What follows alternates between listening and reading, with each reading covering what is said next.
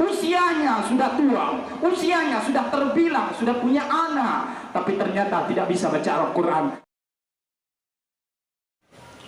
Innal hamdalillah nahmaduhu wa nasta'inuhu wa nastaghfiruh wa na'udzu billahi min shururi anfusina wa min sayyiati a'malina.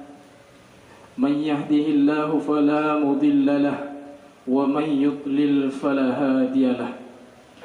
Asyhadu an la ilaha illallah wahdahu la syarika lahu wa asyhadu anna Muhammadan 'abduhu wa rasuluh wa safiyyuhu min khalqihi wa habibuh. Addal amanah wa ballaghal risalah wa nasaha lil ummah وتركنا على المعجة البيضاء ليلها كنهارها لا يزيغ عنها إلا خالق. اللهم صل وسلم وبارك على سيدنا محمد وعلى آله وأصحابه أجمعين. أما بعد فيا عباد الله أوصيكم جميعا ونفسي بتقوى الله فقد فاز المتقون. أيها الناس اتقوا الله حق تقاته ولا تموتن إلا وأنتم مسلمون. وقال الله سبحانه وتعالى في القرآن الكريم وهو أصدق القائلين وبقوله يهتدي المهتدون. أعوذ بالله من الشيطان الرجيم. بسم الله الرحمن الرحيم.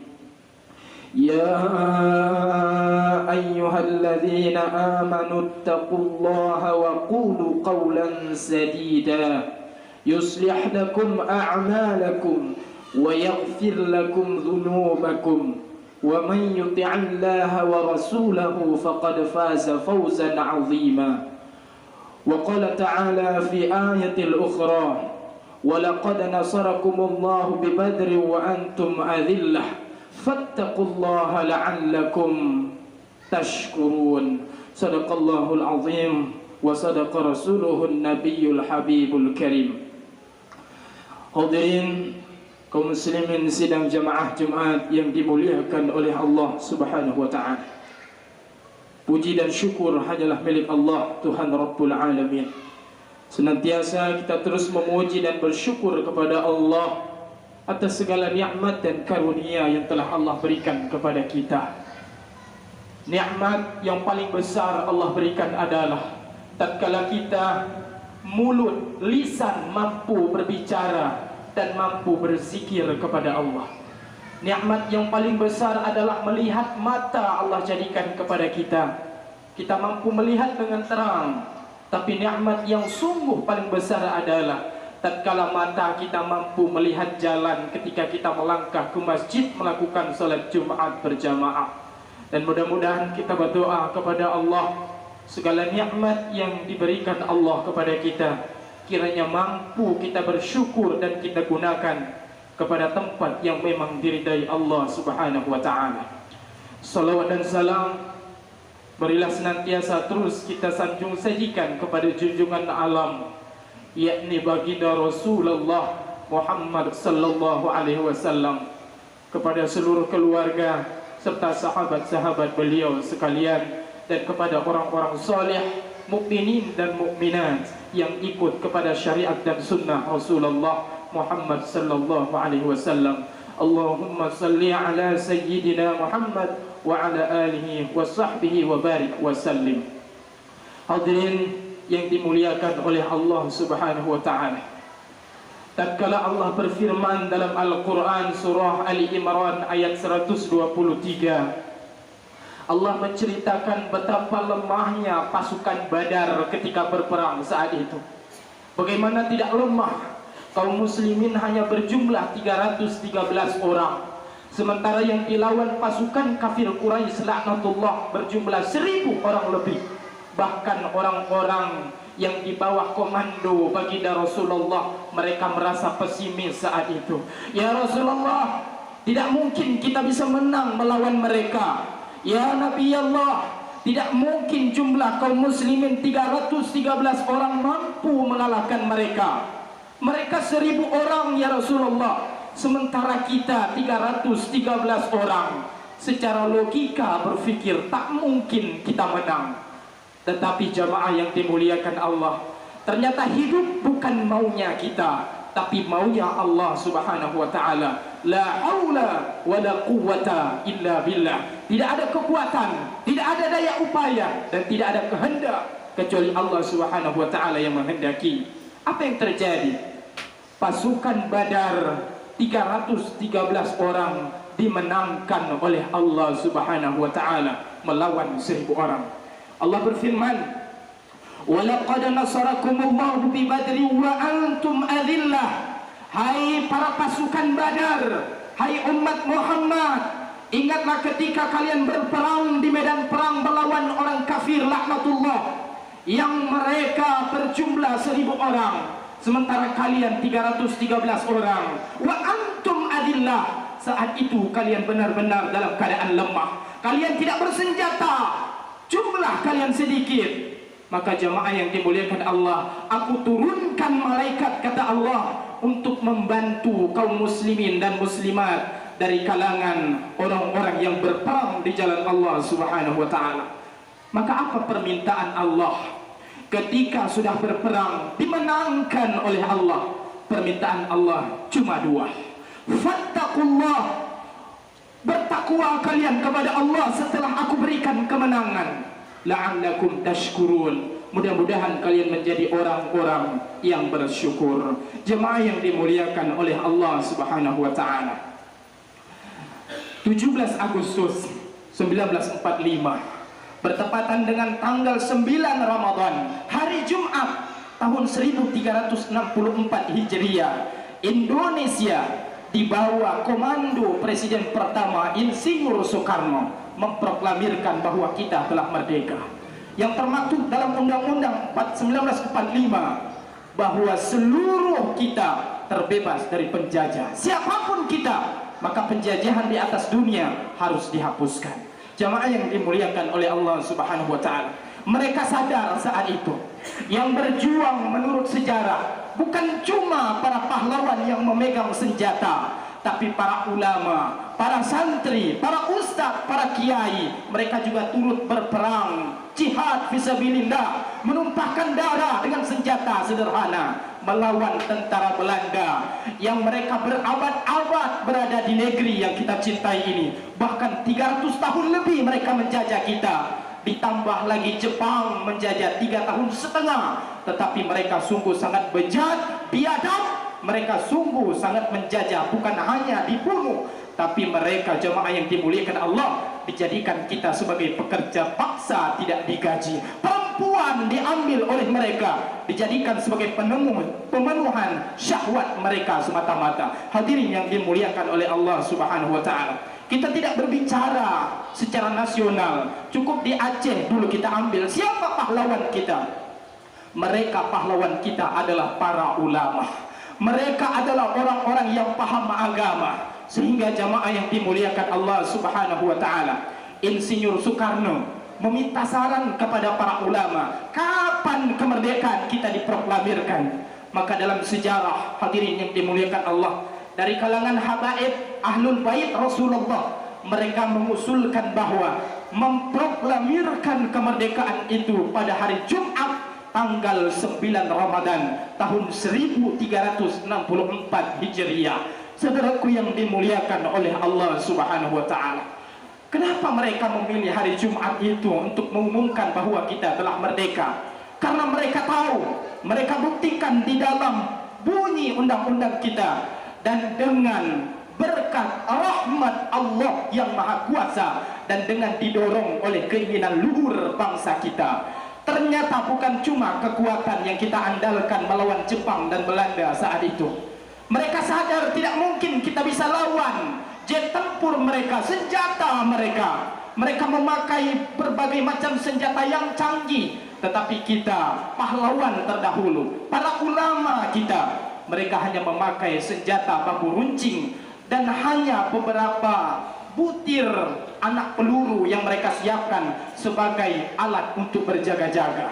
Saudaraku yang dimuliakan Allah, secara logika kita berpikir, kalau bukan iman berbicara, kalau bukan takwa berbicara, kalau bukan karena panduan para ulama kita, hadirin yang dimuliakan Allah Subhanahu wa taala, kita berpikir tidak mungkin Indonesia bisa merdeka dengan alat yang cukup sederhana. Tapi Allah berkehendak, sebagaimana Allah katakan dalam Al-Quran bahwa pasukan Badar dimenangkan oleh Allah. Begitu kita bangsa ini, doa mereka para ulama, doa mereka para habaib keturunan Rasulullah, doa mereka para santri yang belajar ilmu agama, berjihad fisabilillah. Mereka berdoa kepada Allah Subhanahu wa taala. Ad-du'a'u mukhul ibadah.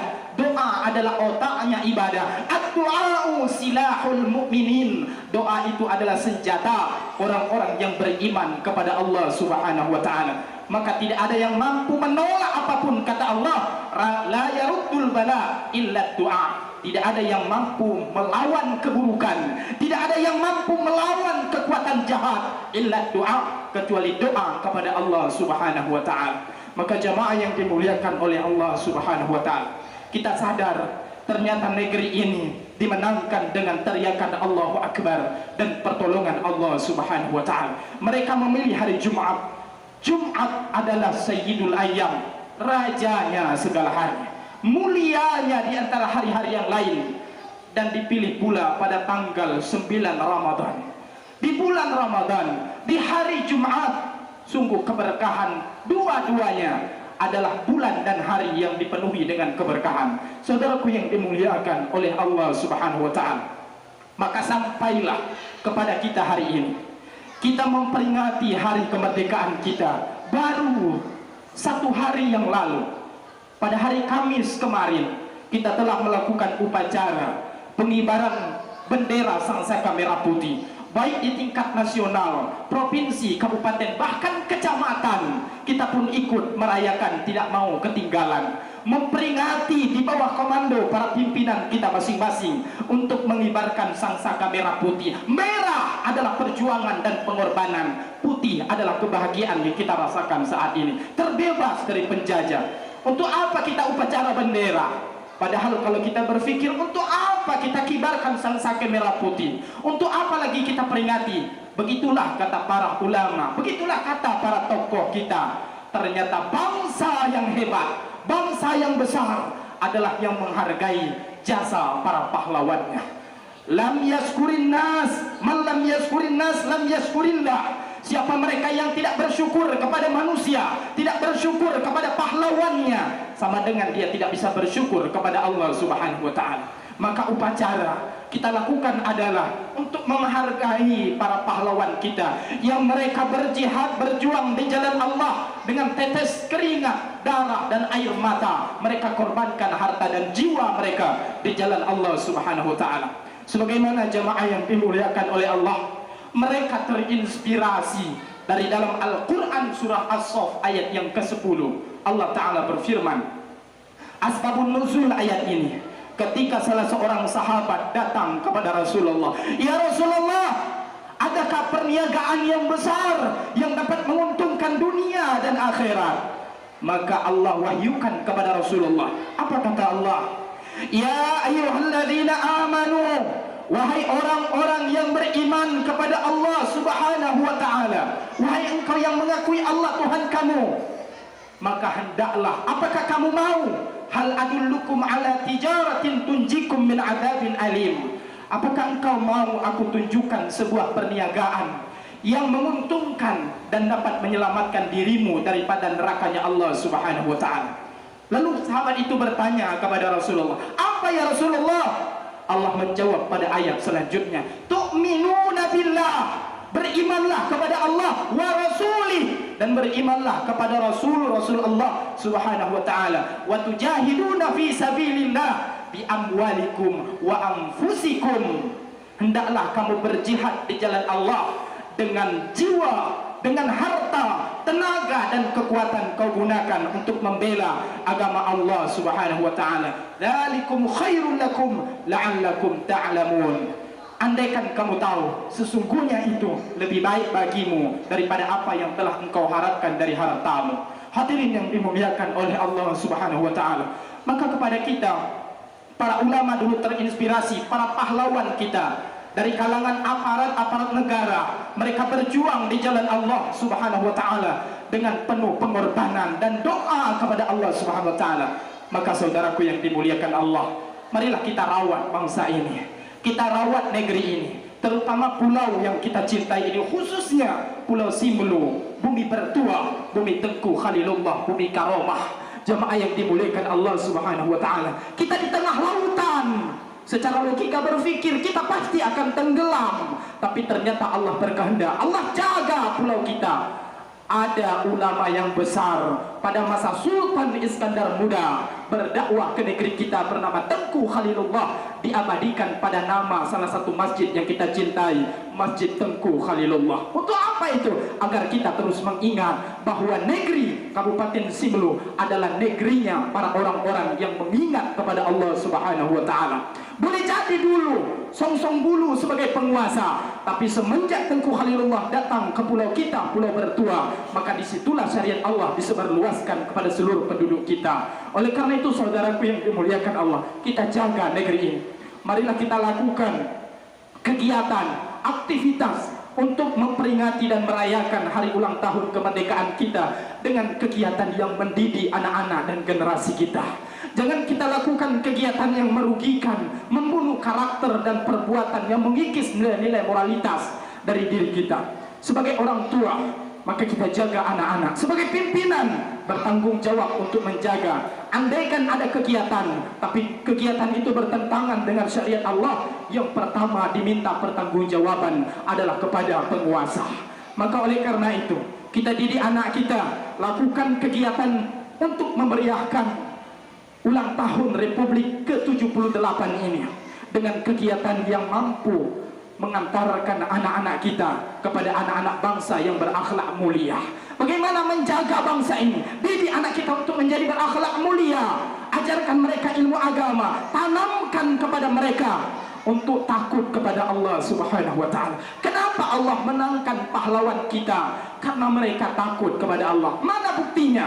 Allah katakan dalam hadis, ala inna awliya Allah, disampaikan Rasulullah, ketahuilah olehmu sesungguhnya wali-wali Allah, para pejuang-pejuang jihad fisabilillah, la khaufun alaihim wala hum yahzanun. Mereka tidak takut kepada siapapun, mereka tidak takut kepada manusia, mereka tidak takut hilang harta, jiwa, bendanya, mereka tidak takut apapun yang hilang dari mereka.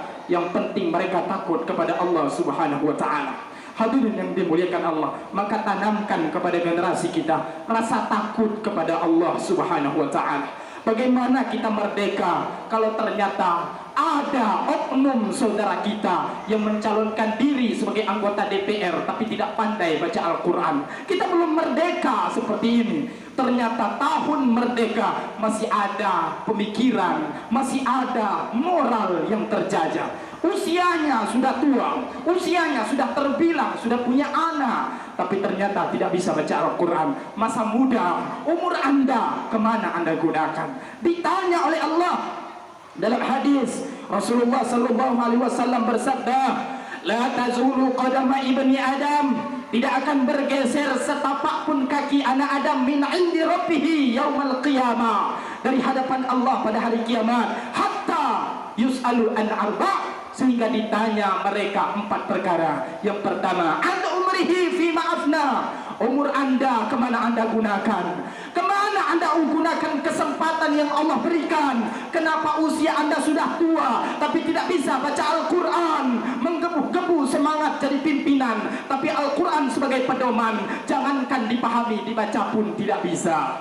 Jamaah yang dimuliakan Allah Subhanahu wa taala, menjadi PR kepada kita semuanya. Mari kita tanamkan kepada generasi dan anak-anak kita, terutama kepada kita sebagai orang tua.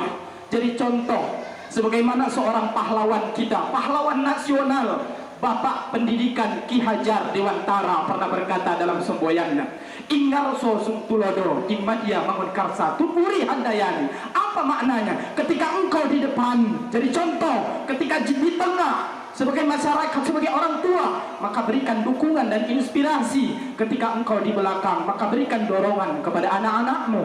Oleh karena itu saudaraku yang dimuliakan Allah, kita tidak kekurangan orang yang berilmu hari ini. Kita tidak kekurangan para sarjana, profesor banyak. Bahkan Profesor Panji Gumilang, pimpinan pesantren Al Zaitun, mengajarkan kesesatan. Ternyata bukan andalan intelektual untuk menjadi orang yang saleh, bukan orang intelektual semata-mata yang bisa membangun bangsa ini, tapi kita yang sekolahnya rendah. Yang penting kita beriman, bertakwa kepada Allah, dan memperbanyak literasi.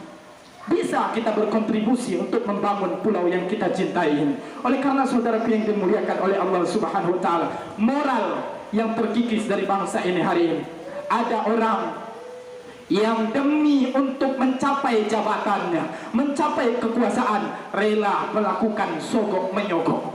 Hari ini kita berada di detik-detik pesta demokrasi.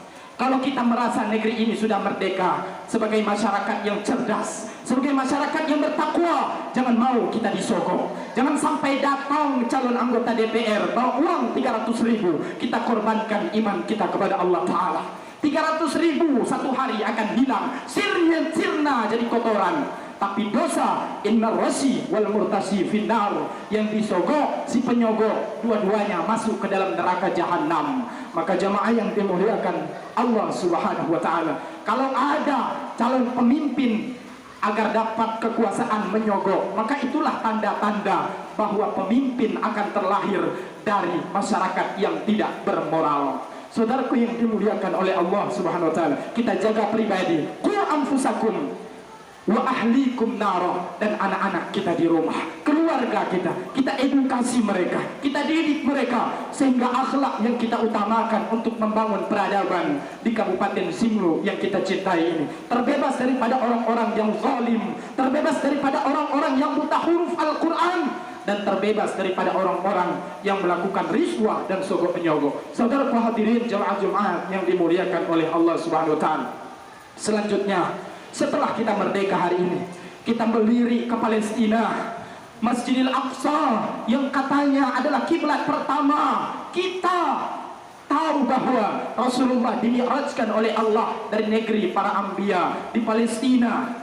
Tetapi ternyata mereka punya masjid yang besar, tidak bebas melakukan salat berjamaah, tidak bebas melakukan kajian majelis taklim seperti kita. Bahkan jemaah yang dimuliakan Allah, kalau kita lihat hari ini sedih, masuk ke dalam masjid harus dengan pengawasan orang kafir laknatullah, orang Israel yang terus menjajah. Tapi kita hari ini bebas masuk masjid, mau 1000 kali ke dalam masjid sehari, tidak ada salahnya. Mau i'tikaf di dalam masjid, tidak ada yang larang. Kenapa? Karena tidak ada intimidasi dari pihak siapapun. Maka oleh karena itu, kita makmurkan masjid kita, tunjukkan bahwa kita telah merdeka. Walau anna ahlal qura amanu wattaqau, kata Allah, andaikan penduduk negeri beriman bertakwa kepada Allah, la fatahna alaihim barakatin minas sama wal ardh, maka Allah katakan Allah turunkan keberkahan dari langit, dari bumi. Tetapi apa yang terjadi hari ini? Walakin kadzabu faqadnahum bima kanu yaktubun. Mereka berbuat maksiat kepada aku, kata Allah. Mereka melakukan kejahatan. Aku perintahkan mereka sholat, banyak orang yang tidak sholat. Ketika ditanya apa agamamu, dia berkata agama saya Islam. Tapi Islam hanya di mulut, tidak masuk ke dalam hatinya. Oleh karenanya hadirin, mari kita makmurkan masjid Allah.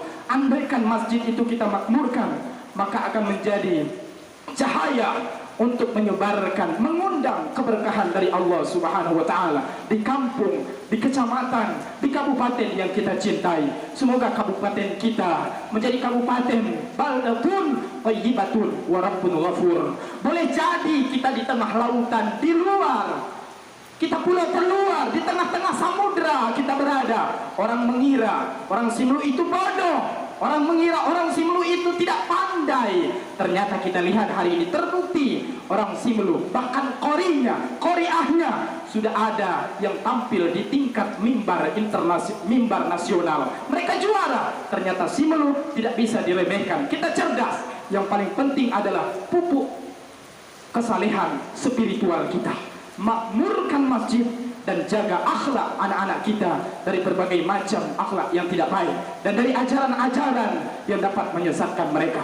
Selanjutnya, tumbuhkan semangat membaca Al-Quran, terutama kepada imam masjid. Hari ini kita melihat imam masjid yang ditunjuk masih banyak bacaan Al-Quran yang sangat memprihatinkan. Bahkan di luar sana mereka sembarangan menjadi imam. Bagaimana kita katakan merdeka, tetapi ternyata imam masjidnya bacaan Al-Quran sangat memprihatinkan. Rasulullah pernah bersabda dalam hadisnya, la tartafi' salatuhum fawqa ru'usihim sibran. Tidak akan diterima ibadah mereka, tidak akan terangkat dari ubun-ubunnya walau sejengkal. Siapa mereka? Rajulun amma qaumun wa hum lahu karihun. Ada seseorang yang mengimami sekelompok kaum sementara mereka dibenci oleh kaum itu. Kenapa? Karena dia bodoh, karena dia tidak punya ilmu, karena bacaan Al-Qur'annya ada yang masih bagus di belakang. Oleh karena itu, saudaraku yang dimuliakan Allah, kita tahu kecamatan yang kita cintai, kecamatan Tepah Barat adalah buminya para qari, buminya para qariah. Maka kita menjadi guru, menjadi orang-orang yang mengajarkan orang yang tidak pandai di tengah-tengah kita.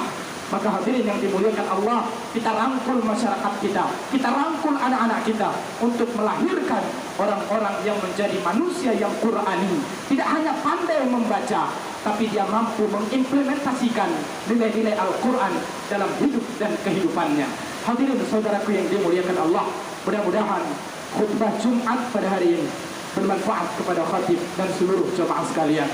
Segala yang kurang, yang keliru, khilaf dan salah, kepada Allah khatib memohon ampun, dan kepada jemaah sekalian khatib memohon maaf.